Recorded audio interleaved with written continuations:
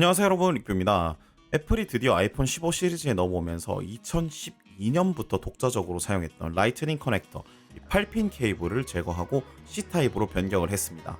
이게 소비자가 원해서 한 건지 아니면 뭐 국제 규격이라든지 다양한 이유들이 있겠지만, 애플에서 얘기하기로는 뭐 사용자의 편의성을 위해서 바꿨다 이렇게 얘기한 게 다거든요.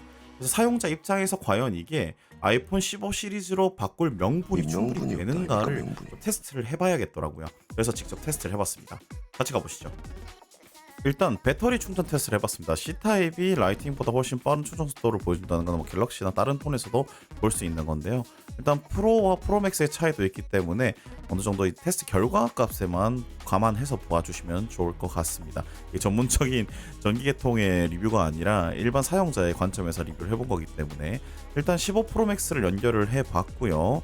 생각보다는 속도가 많이 나오진 않았어요. 일단 8에선 9W 정도로 나오는 것을 확인할 수 있었는데, 이거는 뭐 충전기나 상황 따라서 좀 다를 수 있으니까 14 프로도 바로 연결해서 테스트를 해봤습니다.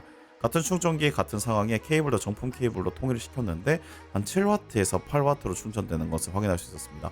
요것만 봤을 때는 이러면은 굳이 C타입으로 바꾼 이유가 없을 것 같은데 싶은 정도의 차이를 보여줬는데, 이게 좀 시간이 지나니까 라이트닝 케이블이 이런 줄 몰랐는데 되게 불안정하더라고요. C타입이 공급하는 에너지에 비해서 조금 왔다 갔다 하는 그런 느낌이 났어요. 이런 PD타입의 멀티 충전기는 출력이 각 포트마다 다르기 때문에 혹시 싶어서 다른 포트에다 케이블을 연결해서 테스트도 해봤습니다.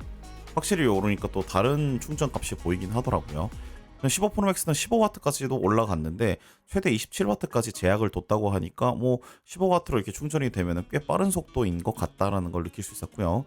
14 프로랑 이제 정품 라이트닝 케이블 연결을 했을 때는 여전히 왔다 갔다 하는 걸 볼 수 있습니다. 뭐 5, 8, 4 이렇게 하게 되는데, 이것도 뭐 물론 충전기의 어떤 특성일 수도 있긴 하지만 라이트닝 케이블 자체가 받아들이는 게 확실히 C타입보다는 불안정하구나라는 걸 볼 수 있었고요.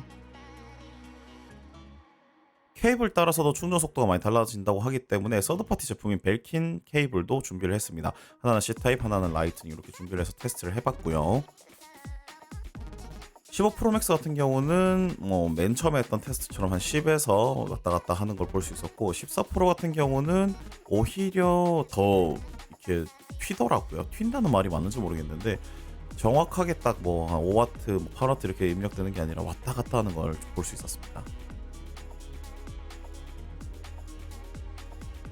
다음으로 해본 테스트는 데이터 전송 속도입니다.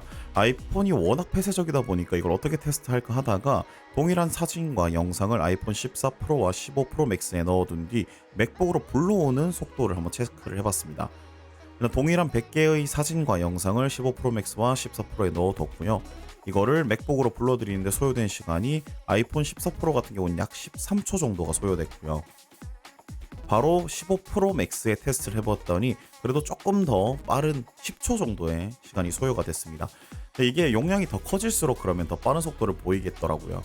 확실히 C타입을 탑재한 아이폰 15 프로 맥스가 더 빠른 속도를 보여주긴 했습니다. 이게 더 궁금해서 이제 사진과 영상을 한 200개로 늘린 다음에 13 미니랑도 테스트를 해봤어요.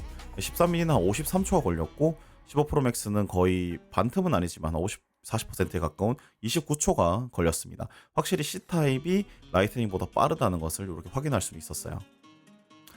테스트 결론을 좀 정리를 해보면, 일단 충전 속도 같은 경우 C타입을 탑재한 아이폰 15 프로 맥스가 아이폰 14보다 빠르고 안정적이다. 여기서 포인트는 안정적인 것 같아요. 15 프로 맥스가 14 프로보다 빠른 것도 맞지만 이 안정적인 게 저는 되게 중요한 부분이라 생각을 하고요.